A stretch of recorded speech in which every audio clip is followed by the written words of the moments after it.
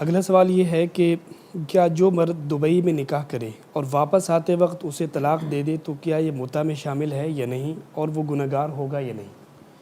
بعض لوگ ایسا کرتے ہیں کہ جب دبئی میں یا دوسرے ممالک میں جاتے ہیں تو زنا سے بچنے کے لیے کسی خاتون سے نکاح کر لیتے ہیں.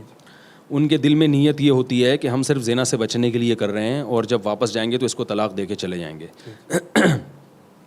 چونکہ لڑکی سے ایسا ایگریمنٹ نہیں ہوتا کہ ہم تمہیں بعد میں طلاق دیں گے، اس کو سامنے یہی شو کیا جاتا ہے کہ ہم ہمیشہ کے لیے نکاح کر رہے ہیں. تو اس لیے اس عمل کو زنا یا متع تو نہیں کہا جا سکتا. متع تو ٹیمپریری نکاح ہے، تو زنا تو نہیں کہیں گے. لیکن یہ بہت بڑا دھوکہ ہے لڑکی کے ساتھ، کیونکہ لڑکی بہرحال یہ سمجھ رہی ہوتی ہے کہ یہ صرف ٹائم پاس کرنے کے لیے نہیں بلکہ باقاعدہ بیوی بنانے کے لیے مجھے نکاح کر رہا ہے.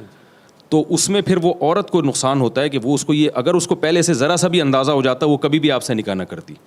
تو میں یہ سمجھتا ہوں اس میں دھوکے کا بہرحال گناہ ہوگا کہ آپ نے دل میں نیت یہ تھی کہ میں اس کو چھوڑ دوں گا اور صرف اپنی خواہش پوری کروں گا، اور وہ بیچاری یہ سمجھ رہی ہے کہ یہ ہمیشہ کے لیے مجھ سے نکاح کر رہے ہیں. تو کسی کے ساتھ بھی اس طرح کا دھوکہ کرنا یہ جائز نہیں.